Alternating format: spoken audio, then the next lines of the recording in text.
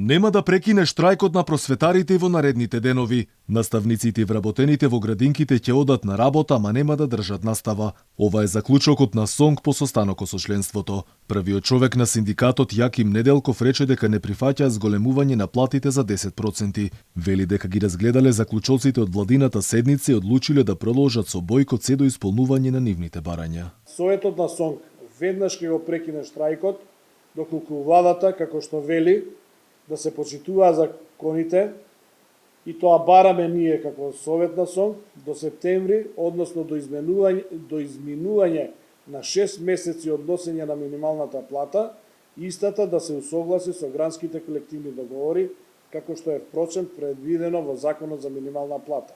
А за волја на вистината, до денешен ден, ниту еднаш не е испочитувано овој закон.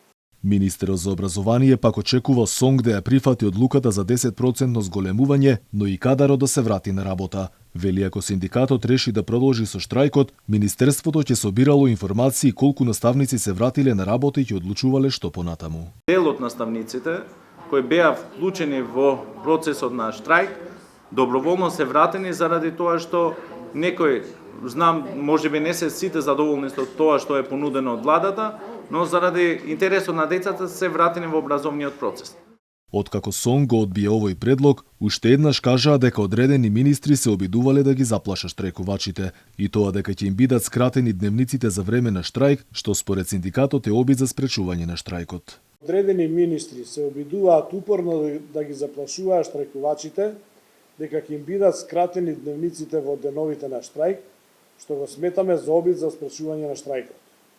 Работодавачот е должен да исплати надоместок на плата за работниците за време на штрајк, за работниците кои учествувале на штрајкот во висина од основната плата на работникот, доколку синдикатот организирал штрајк заради кршење на правата на работниците утврдени со закон, колективен договор или акт на работодавачот. По пресконференцијата на СОНГ, од труд и социјална политика го повикаа синдикатот уште еднаш да ги преиспита одлуките и да го почитуваат правото на децата за пристап до образование. Министерката за труд и социјала Јованка Тренчевска рече дека не се работело за притисок тоа што штрајкувачите за време на штрајк нема да земат цела плата, туку почитување на законот за работни односи и колективниот договор. Откако СОНГ не ја прифати владината понуда за раст на платите за 10%, штрајкот продолжува. Веќе од наредните денови, ваква ќе биде сликата во основните и средните училишта, без деца во школските клупи. Инаку СОНГ бара покачување на платите за 18,4% од владата им понудија само 10%, зашто според владата засега не можеле да обезбедат повеќе пари за оваа намена.